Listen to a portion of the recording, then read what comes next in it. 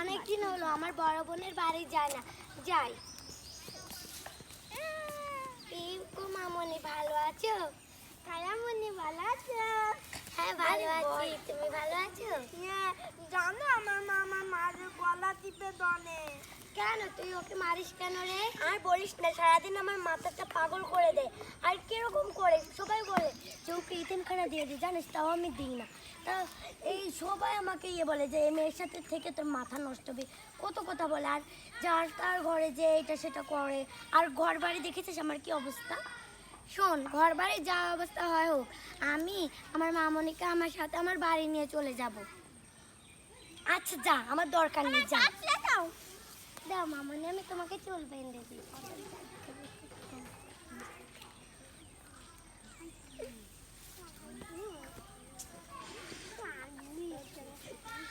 চলো মা, যাও, তোমরা চলে যাও।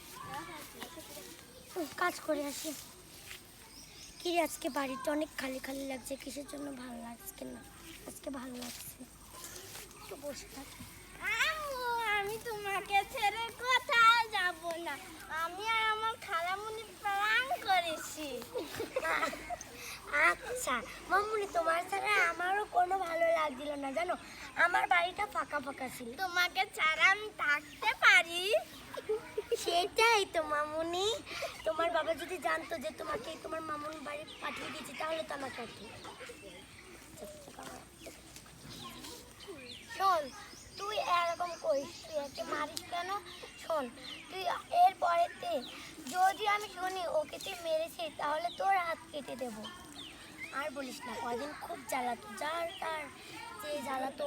যদি আমাদের বাড়ি কোনো মানুষ আসতো, যদি একটা টুল দিতে বসতে দিতাম, ও টুলটা ও নিয়ে নিত। আবার যে বসলে চুলটা খুলে দিত, চুল আউলে ফেলতো। মানুষটা কি বলে বল?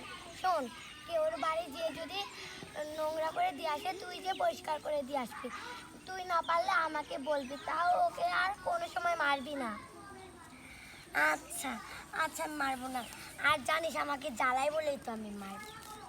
জ্বালাই বলে তুই আমি যদি দুলাভাইয়ের কাছে বলে দিই, তাহলে মনে কর তুই এতক্ষণ আর এখানে থাকতে পারলি না। হলো আর বলিস না, তো দুলাভাই ওকে আসপত্রটা দিয়ে দিয়ে মাথায় তুলে দিয়েছে। আসপত্রটা দেবে না, ওর যাতে হোক, একটা মাত্র মেয়ে। আর তুইও তো বলছিলি যে আমার বাড়ি একা একা, যে এখন দুলাভাই যায়, এখন সন্তান হয়েছে, তা তুই এখন এরকম করিস কেন ওকে? আরে আমার আমার একটা পাগল, এটা সবাই বলে এতিমখানা দিতে, আমার কিরকম লাগে বল না? পাগল পাগল বলে। ওরা যদি বলে তাহলে বলতে চান তোদের সন্তান নিয়ে দিয়ে তারপরে আমার সন্তান দেব। আচ্ছা যাই হোক, আমি তো তোর জন্য রান্নাই করতে জানি। আচ্ছা আমি রান্না করতে গেলাম। না, রান্না করা লাগবে না। আমি আমি তোদের বাড়ি কয়দিন থাকবো, তাহলে খেতে পারবো না?